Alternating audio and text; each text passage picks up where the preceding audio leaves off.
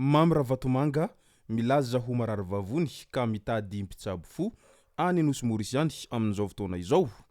Ka ny pitsopitsony mahakasika an'izay ny fakafakena amintsika atao anatin'ity vidéo ity ka manasa antsika rehetra anaraka an'ity vidéo ity hatramin'ny farany.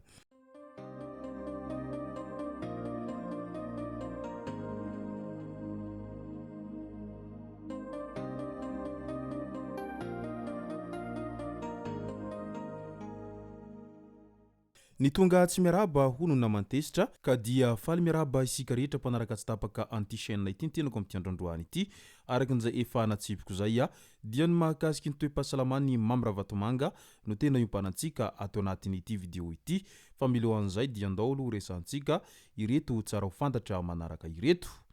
Jiolahy nanafika tokantrano teny Ankadikely voaroba ny vola iray valizy izay 300 tapitrisa ariary niaraka tamina 4 Rexton. Tokantrano iray teny amin'ny fokotany Andranoritra commune Ankadikely Ilafy no nitafian'ny Jiolahy tamin'iny andro ny afako omaly maraina iny tokony tamin'ny 3 ora tanoany no niseho ity tranga ity.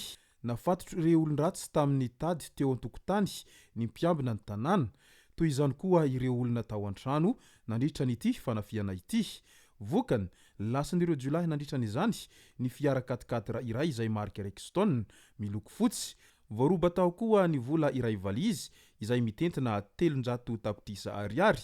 Ankoatr'izay mbola lasan'ireo Jiolahy ny firavaka volamena ny finday misa 3 ary ordinatera iray. Efa nametraka fitoriana ny fianakavian'ny lasivatra taorian'izao fanafiana izao.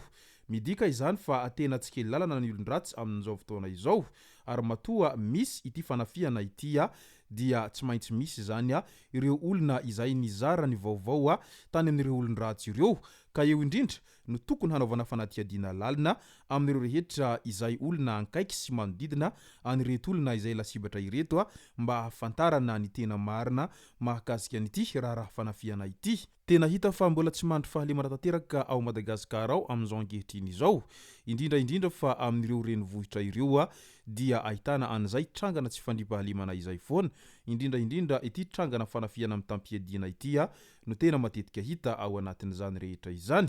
Ny ministeran'ny atitany sy ny fitsinjaram-pahefana Indray hatomboka ny fisoratana anarana biometrika, hatomboka ny opération d'enrôlement biométrique faoben'olom-pirenena malagasy araky ny fampahafantarana nataony eo anivon'ny ministeran'ny atitany sy ny fitsinjaram-pahefana. Efa nankatoavina tamin'ny filan-kevitry ny ministra tamin'ny alarobia 9 janoary lasa teo moa ny fampitam-baovao momba ny tatitra mahakasika ireo sampandraharaha izay misahana ny karatra biometrika mahamponina ao an-toeranao. Midika izany fa tena miroborobo izay fidirana amin'ny biometrika izay any Madagasikara any amin'izao fotoana izao arengany mba ho tanteraka izany mba hialana amin'ireo fanaovana hosoka sy ny maro hafa. Aretina impox Indray tatitra tamin'ny andro ny 12 Desambra 2024 700 nitranga impox ao Madagasikara ao izay hita manerana ny Madagasikara ary tsy misy ny ainana fohy raha ny tatitra navoaka ny ministeran'ny fahasalamam-bahoaka tamin'iny andro ny omaly etoandro iny izany rehetra izany. Tranga voamarina ny 320 amin'ireo raha tranga ahina kosa ny 420. Misy tranga iray voamarina ho an'ny faritra Analamanga nanentanana ny tompona andraikitra eny anivon'ny ministera ny mba tsy hanaovany rehetra ambany zavatra ireo fepetra fisorohana ity aretina ity mba hialana amin'izay mety ho fiparitahany ity aretina impox ity fa tena ratsy ity aretina ity. Andro ny manamboninahitra Indray Solietina Rivonar John Fandesena no manamboninahitra azy zandriny indrindra nitondra ny fibekona niaraka tamin'ireo namany ho any teny Avoloho. Tafiditra amin'ny soatoavina sy fomba amampanao ny manamboninahitra zandriny no mibaiko rehefa 12 janoary tahaka an'izao. Ho iatrany ny filoha kolonely Niverina Mikael, isika manamboninahitra izao no mitondra, isika no antenain'ny vahoaka ka manantena ny firaisan-kinantsika sy ny fiombonam-po ho antsika rehetra hahafahantsika miroso manampy ity tanindrazana malalantsika ity izay latsaka ankady tanteraka amin'izao fotoana izao. Ho an'ny tanindrazana no efa nilokalokantsika tany amin'ny akademia, antanantsika izao ny tanindrazana dia manentana anareo hanampy anay hanosika anay hitondra avo ny lazan'ny folo alindahy fa ny folo alindahy no nanavitra an'ity firenena ity. Io ny nambaran'ny folo fanavaozana teny Avoloha iteny nandritra ny fankalazana ny andro ny manamboninahitra tamin'ny andro ny alatsinainy 20 janoary 2024. Ero Madagasikara Indray niantona ara-pomba ofisialy ny famindrana ampiasa makany amin'ny Madagascar Airlines. Raha nambarany Alain Rabetrano, syndicat Madagascar tao amin'ny pejiny tao. Mbola hoarantsika eto araka izany no mety ho tohiny izay fiatona izay ao amin'ny Air Madagascar ao izay. Teny amin'ny piramidina Ivato indray no savaina ny valiziny filohan'ny fanavozana mivady ny arivan'ny omaly iny mialohany handraisan'izy ireo nisidina ho any Abu Dhabi hiatrika fivorina amin'izao fotoana izao. Midika izany fa tsy hanavahana sarankandolona izany ny fisavana ny entana eny Ivato eny hatramin'ireo filoham-panjakana aza dia tsy maintsy savaina foana rehefa mandalo eny Ivato eny mba hialana amin'izay ahiahy sy fanelezan-tsaho amin'ilay hoe fanondranana volamena fanondranana rem-pirenena izay miteraka resabe etsiroa izay lasa ady hevitra politika lava amin'izao ankehitriny izao. Ka mba hisoroana amin'izany rehetra izany dia natao izao fanapahan-kevitra sy fanesana andraikitra izao mba tsy siny ahiahy eo amin'ny vahoaka izay hoentina sy ny mpitondra isika amin'izao ankehitriny izao. Andao amin'izay ho resantsika ny mahakasika an'ity raharaha Mamy Ravatomanga ity.